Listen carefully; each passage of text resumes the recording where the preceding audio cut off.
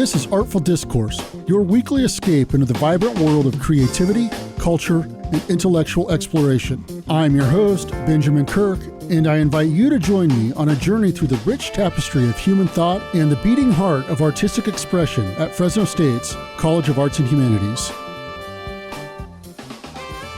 A little over a year ago, in December 2023, I drove out east of Chowchilla to Valley State Prison to witness the first ever debate between incarcerated individuals and Fresno State students.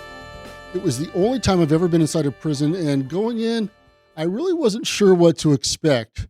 After going through security, me and others from Fresno State walked over to the visitors building, which kind of reminded me of a school cafeteria, and I took photos and interviews of the participants in the event. And the whole thing really kind of had a pretty big effect on me going in to the prison and witnessing this really groundbreaking event inside between Fresno State students and incarcerated students. The program, which allowed incarcerated students to earn a bachelor's degree in social science through the Fresno State Division of Continuing and Global Education and the College of Social Sciences, that program was announced in 2022 at Valley State Prison and Central California Women's Facility. The two facilities are kind of across the street from each other. That program was built on an existing program that brought an associate's degree to California prison populations in 2014. Of course, a social science degree requires general education, humanities courses, and my guests today are involved in the program. So a big welcome to Rhiannon, Genilla, Brenna, Womer, and Jessie, Scaccia. So welcome, everyone. Thank you. Now, Rhiannon, you're with the Department of Communications and part of the debate program. And when I went to watch this debate about a year ago, you were a student who was participating in the program. And I actually have a photo of you when we were inside that little holding area in between, when you first walk into the prison and when you're going out to the yard. Oh, yeah. With you and several other students. Was that your first time ever being in a prison? It was. Yeah, that was the first time I ever walked into that prison, or a prison, yeah. And what was it like for you to be a part of that debate as a Fresno State student? Mm.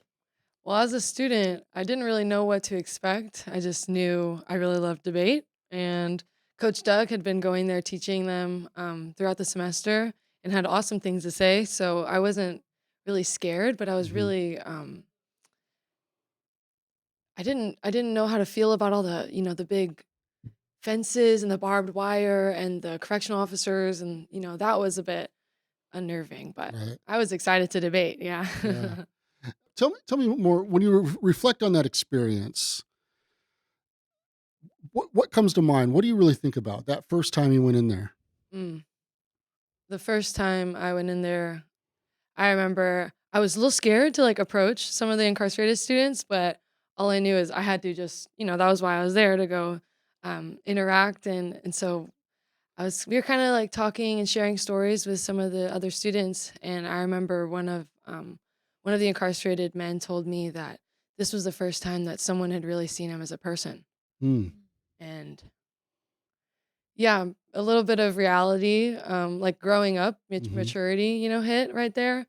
But I really was just talking to a person, and I hadn't realized how incarcerated his mind and all of the other debaters' minds, have become Right. in their time. That's interesting. And I have other photos from that event, and others where you and several others are holding up the program and smiling and chatting. Yeah. And so there really was kind of that human connection that happened through that event. Yeah, I remember I even had all of them sign my program because I kind of got all their autographs. It was a good moment. Yeah. Yeah.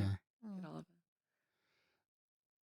So now I understand you're currently working with their debate team. Tell me about that. You're a coach, right? it. So tell me about what you're doing now.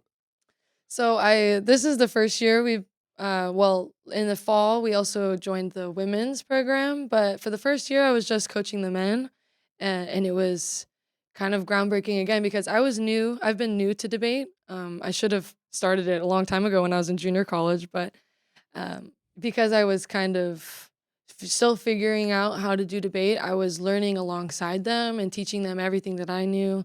But it's been really It's a bit of a maturing process to realize, not only am I a grad student trying to research my own interests, but my interest started to shift from my past as being a student athlete to Hmm. more now I am in this coaching role. I'm in this role of almost like mentoring Mm. as a young woman to Hmm. grown men. Right. But yeah, So, so tell me a little bit more about that. You were an athlete. What sport did you play?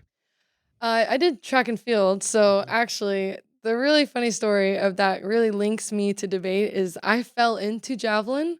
I wanted to play volleyball and I wanted to play softball Division 1 college, athletics. But at my junior college, I fell into javelin. I broke the school record over there. Yeah. And then I also fell into communication. I wanted to be a liberal arts major. Mm. And then once I took, debate, I fell in love with it, and now here I am. I'm a Mountain West champion for javelin, and I'm very privileged to say that I'm a debate coach in Chowchilla. Mm.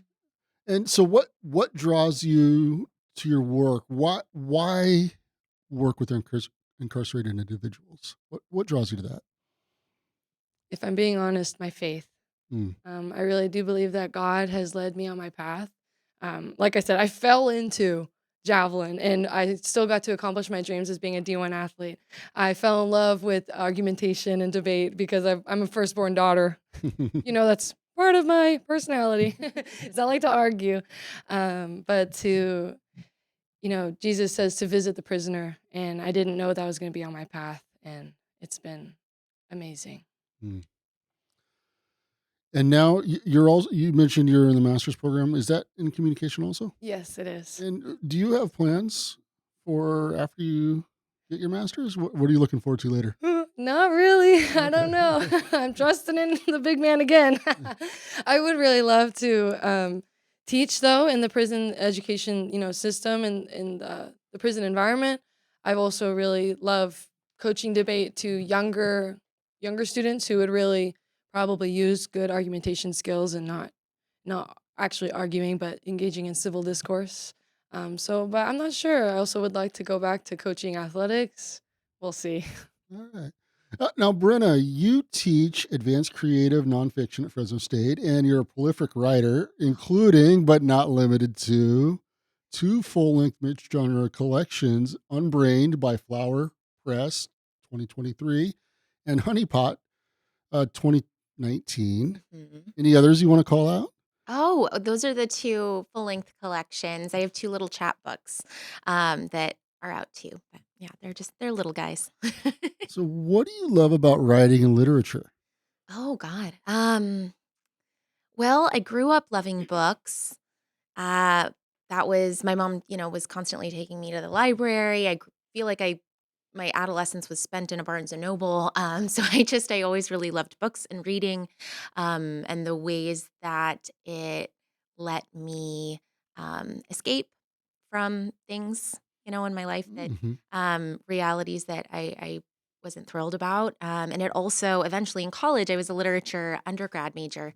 Um, and I started taking classes where I was reading like African American literature and seeing perspectives that I had never really been exposed to in my life before. And it opened my world up and made me start asking questions.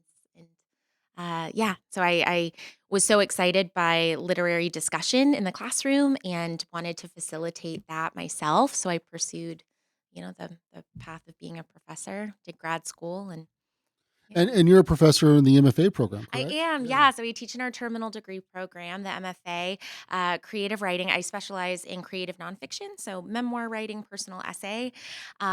It's incredible. All right. And which prison institution are you teaching at right now, and what classes are you teaching?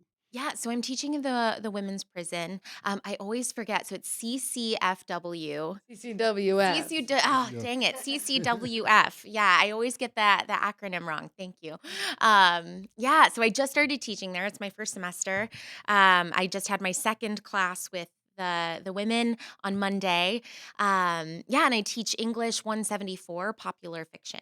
Okay. All right. And that's a general education course. GE course, yeah, yeah, And yeah. It's genre fiction, so I'm taking more of a literary approach to the genre fiction. Yeah, so we'll be reading four texts: horror, sci-fi, fantasy, kind of speculative fiction, and mystery. and you're fairly new to Fresno State too, I right? am. This is my second year. Yeah, the end of Okay. the last semester of my second year. All right. You're enjoying it? Oh, I love it. All Yeah, right. it's awesome. My MFA folks, especially, shout out to them. They're the best. Yeah. All right. Jesse, also fairly new to Fresno State, right? About Yeah, third year. third year. Okay. Yeah.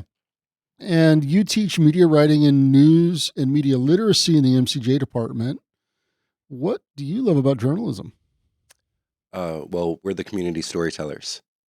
So we find what's interesting, we find what needs illuminating, what needs researching, and we explain it to our communities. So I think that's a vital role that's always existed in communities and tribes that us journalists get to fill these days. Mm-hmm. Kind of the record of everything. Yeah, Yeah. absolutely. All right.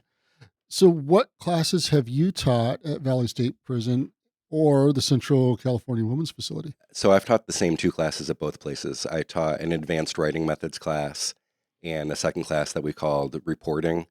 Um, but it was really just more of a memoir class and a class where they worked on books of their own. Okay, and this question is kind of for everybody, but so whoever answers first, but I kind of want to get everybody's input on it. What has been your experience in teaching at the prison?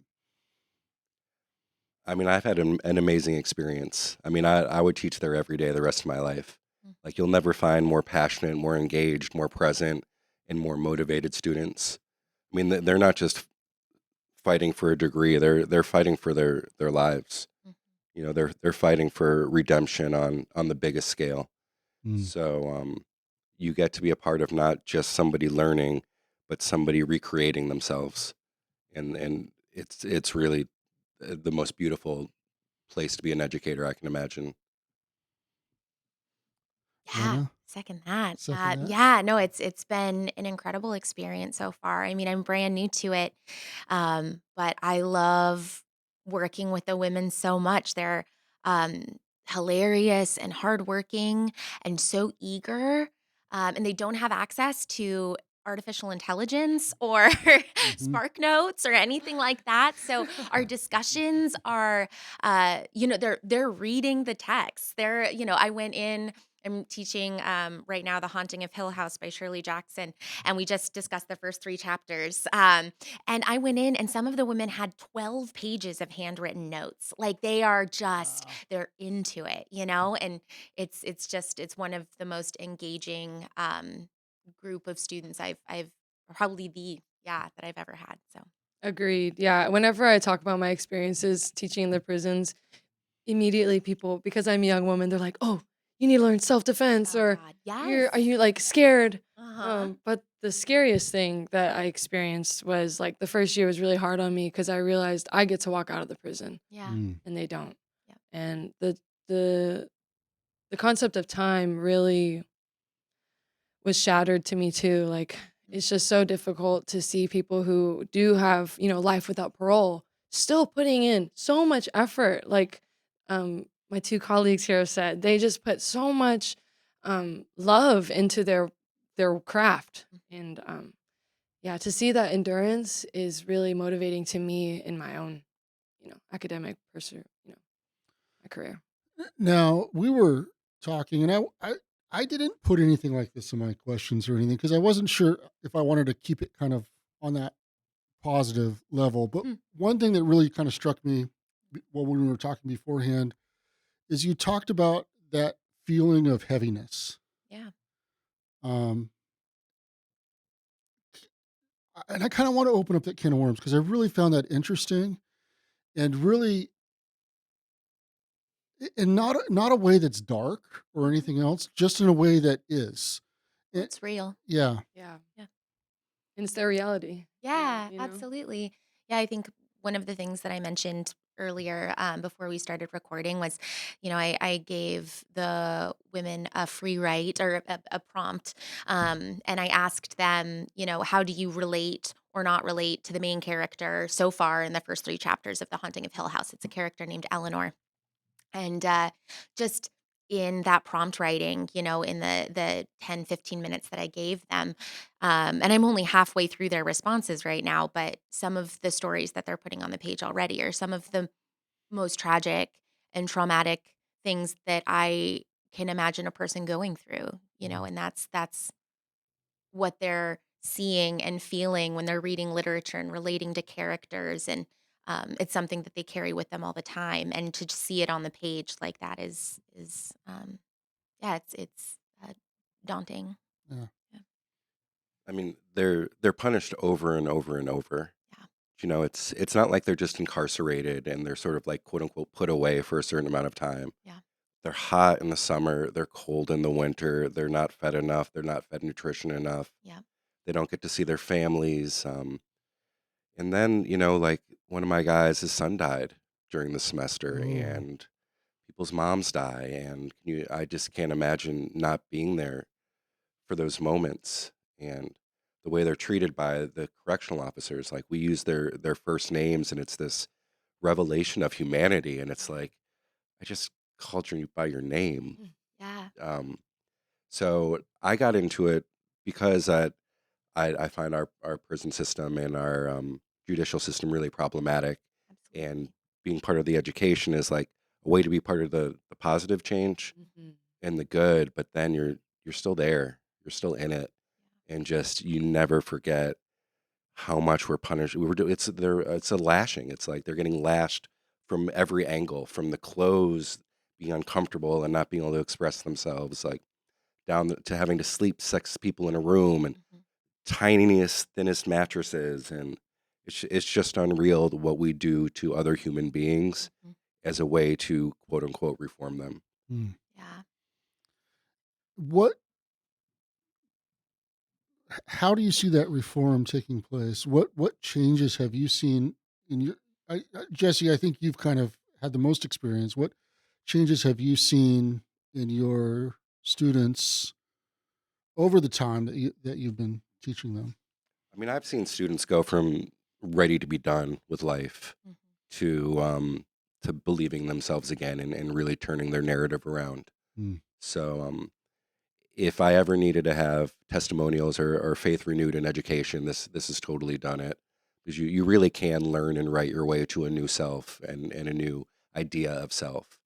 So yeah, I can think of students that I know were literally ready to throw in the towel, that then found the support of their community and teachers, and kept taking steps forward, and now they're different people.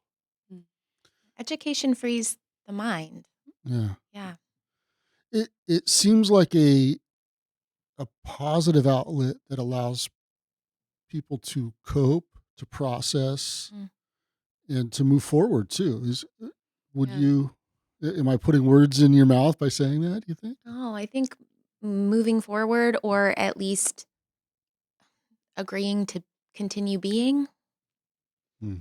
Yeah. And they really get the opportunity to work through some of their trauma, especially with debate. Yeah. It's very procedural, so you only have a certain amount of time. So you have to be intentional with what you say. Mm-hmm. It's also have to be respectful. We're not just arguing with each other. We're kind of dismantling the ways that they've probably interacted with their own emotions. And I've had a student tell me how much he struggled with anger issues, and now he has skills Mm. to turn that anger into, something that can benefit him rather than just continue to self harm.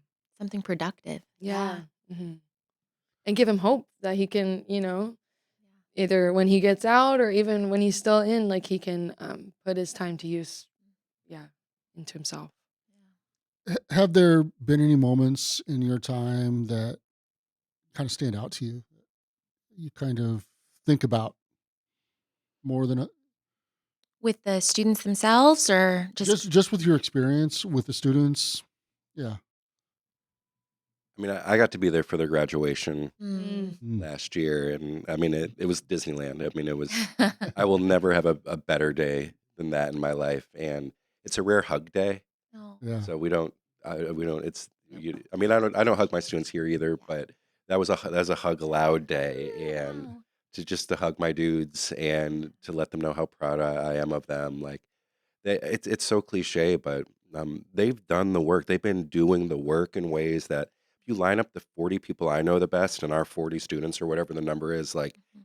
the amount of therapy they've done, the amount of self reflection, the amount of giving back that those incarcerated students have done. I mean, the people it doesn't compare. Like they are doing their work and they're doing God's work in there. Mm-hmm. So it's amazing. And that was the first ever BA graduation ceremony. That was October last year, and 23 students graduated. And I saw the photo. I see you off to the you're off to the far left side. Yeah, Evidence of my attendance. evidence of your attendance. Yeah, no, I did notice. I did look for you to see if you were in there. And that was I was going to actually ask you what that ceremony was like. So, anything else you want to add on that?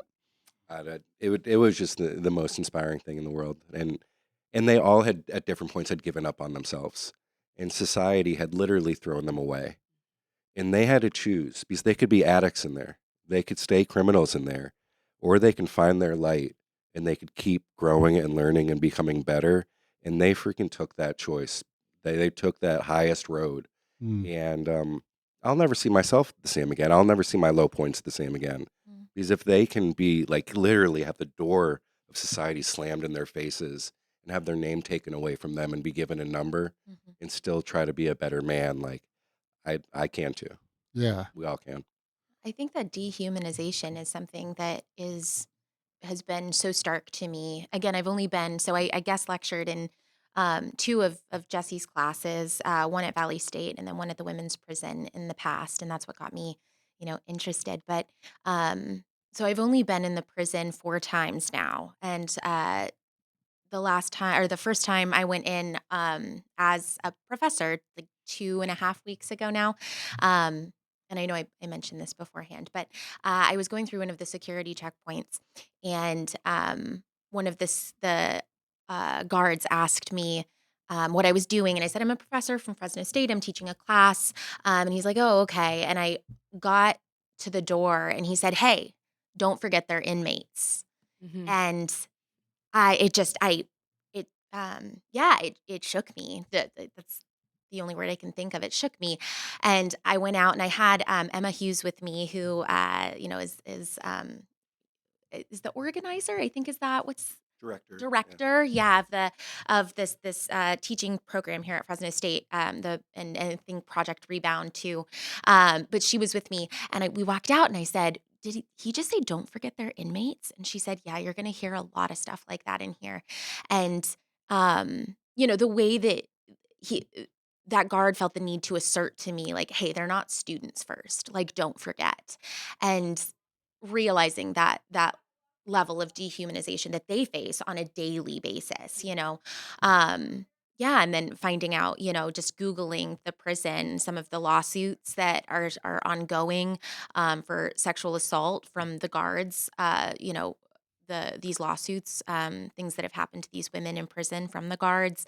Um, some of the women too have been forcibly sterilized, going in for other procedures. They fired a gynecologist, a man who worked there, but finding out that women had been sterilized when they went in for like endometriosis surgery, and came out. And didn't know. So it's just the things that these women have gone through already in their lives, right? Mhm. Already. And then they come to prison, and the levels of dehumanization that they're subjected to, the way that their bodies are, it's just it's yeah, it's I think that's something that's been really jarring to me, is the level of dehumanization, and just seeing that. Yeah. Yeah, not just in the abstract, but Especially because of all the things that they have endured, like what you're saying. And then they can just beat themselves up when they're in there for the decisions that they made, for the things that happened to them, and then for, yeah, things to continuously just like pile on Mhm. when they're incarcerated, Yeah, when they're supposed to be learning from their experience, right? Or whatever it is. But being yeah, rehabilitated. being rebel, Yeah, yeah. yeah, yeah. And that's always like the central purpose. Like as I'm reading research, like it's always, oh, why is there even education in the prison? Oh, to, you know, decrease the criminalization rates and yeah, get them rehabilitated. But I would argue like that's not why we're in there. Mhm. is to just make sure that they're not going to hurt anybody, but so that they don't hurt themselves, because that's what I really see and stands out to me is I can't imagine the pain that they put themselves through, because based on my own experiences, when I reflect on my own mistakes, and obviously I'm just a young adult, I'm in grad school still, and it would be arguable that what kind of mistakes, you're a great person. Yeah. I think being a good person is completely changed. Yeah, I don't know what it means to be a good person, because I see a lot of those people in there, and they are good people. Yeah. It's the adage, good people do bad things. Mm. Yeah. Hmm. And bad people can do good things. And So, Yeah. bad things happen to everybody, yeah. right? But Well, in good in don't. teaching personal narrative and memoir in there, I've read their stories, Yeah. and it's so different to hear about somebody's life crime at a page 120 of their life story than it is to just see the headline of the life crime. Mhm. Because Exactly. they almost to a person, they have been abused. Yes. They have suffered from addictive parents. They've suffered Mhm. through a kind of poverty that is rare in our society, and they went from being victims and then so often drawn into gangs Mm. by poverty and by lack of that family structure. Mhm. Exactly. And then they're 17 and they commit a life crime, and we decide they're just this horrible person. Yep. Yeah. When if they had been born in a different scenario, or if I had been born into that one, the roles would likely have been reversed. Mm. Exactly. And then they look at us and they're like, "Why are you in here?" It's like, "What? Just because I'm an educator and I'm a student as well, doesn't mean I elevate above someone who, made a decision sometimes decades ago." I have like elderly men who made committed a crime at 17 years old, and Yeah. they're doing debate, Wow. Okay, so I have this question, and I think we've talked about this a lot, but how does teaching incarcerated people differ from teaching students here on campus? Mm. How are the students different? Are they more eager to learn? Are they? Yeah, I, I'm not pulling their teeth out. They Exactly. want to be there. They want. attendance is so good. Yeah. Perfect attendance, right? Almost, yeah. You're early, Almost.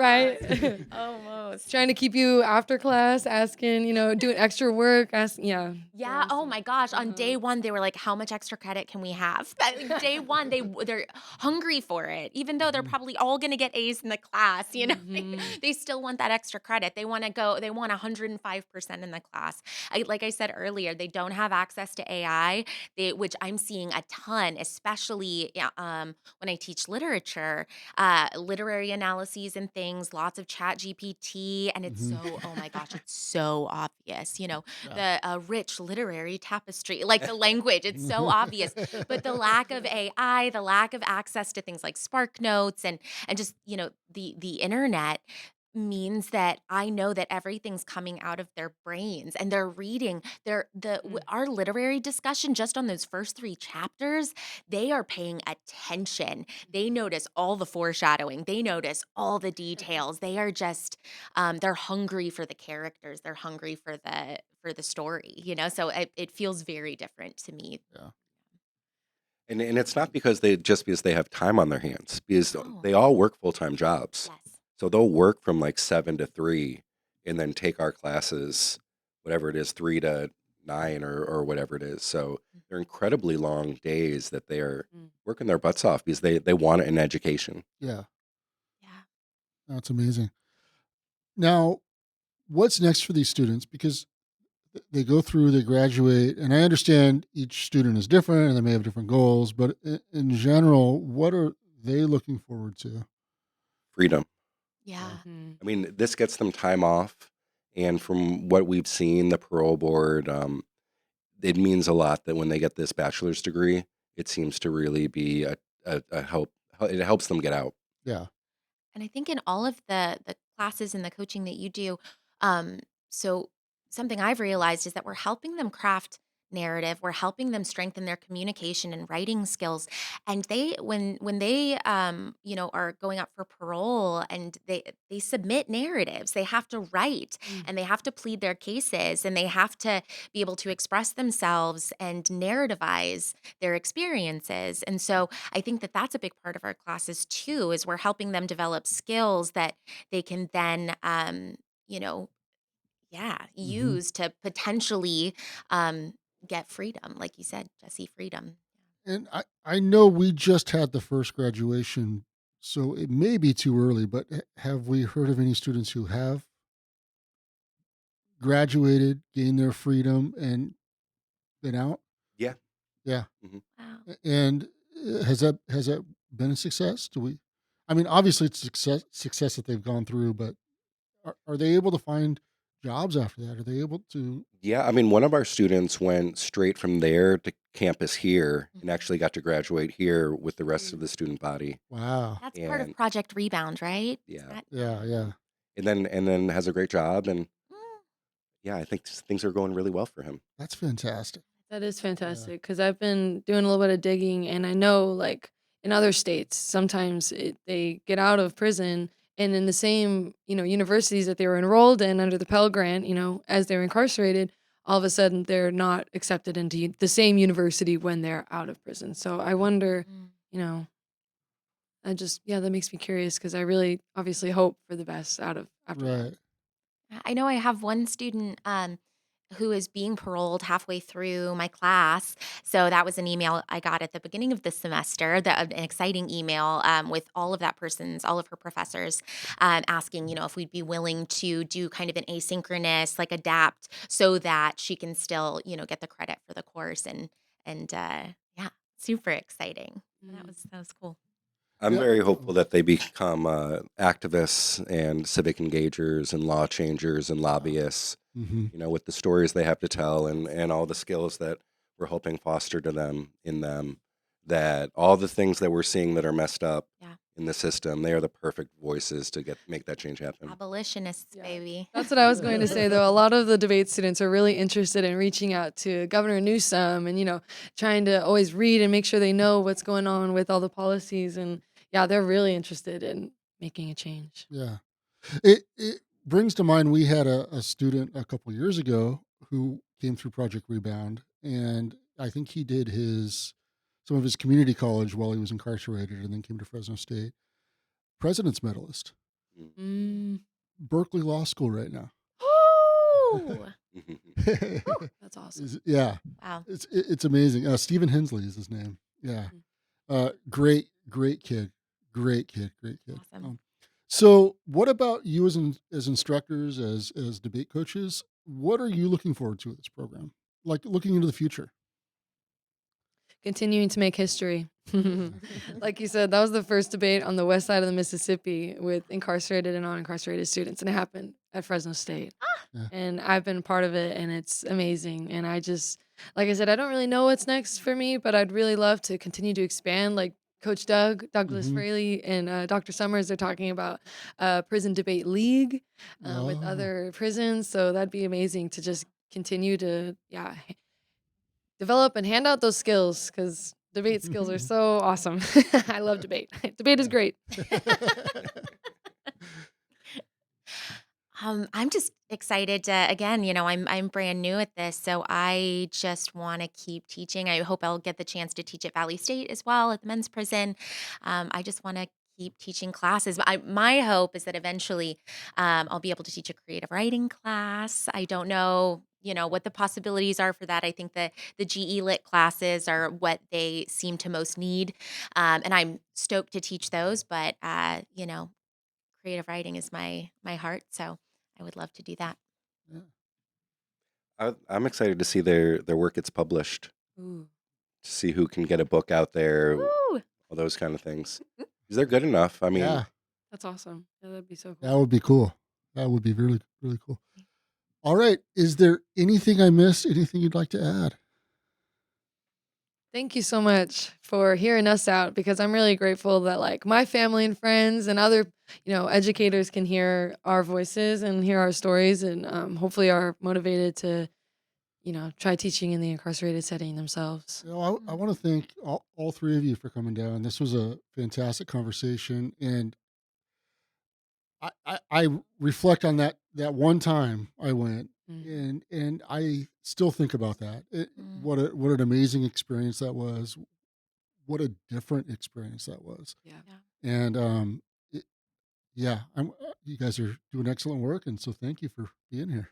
Thank you. If I can have one, my last note would be there's a lot of awful things going on in the world, a lot of troubled things that it's easy to forget about our incarcerated population Yeah. and how many men and women are locked up.